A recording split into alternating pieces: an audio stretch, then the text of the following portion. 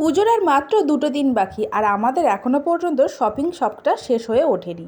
জামা কাপড় সবার জন্য কিনলেও জুতোগুলো এখনও কেনা বাকি রয়ে গেছে। তো সেটা কেনার জন্য আজকে চলে এলাম বারুইপুরে শিলেদার্সে। শিলেদার্সের জুতো বলুন বা ব্যাগ, যে কোনো জিনিস আমার কিন্তু ভীষণ পছন্দ হয়, আর তাই জন্য এখানে প্রত্যেকবারেই আসি। আর এবছর এসেছি বারুইপুরে।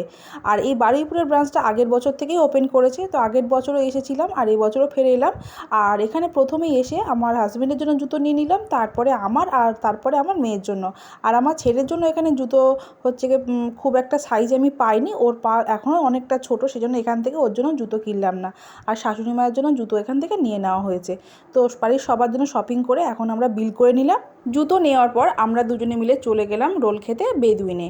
বেদুইন থেকে আমরা দুজনে দুটো চিকেন রোল অর্ডার করলাম। আর এই জায়গার রোল আমার সত্যি কথা ছোটো থেকে আজ পর্যন্ত যতবারই খাই প্রতিবারই যেন মনে হয় এর স্বাদ মানে আরও এক গুণ বেড়ে গেল।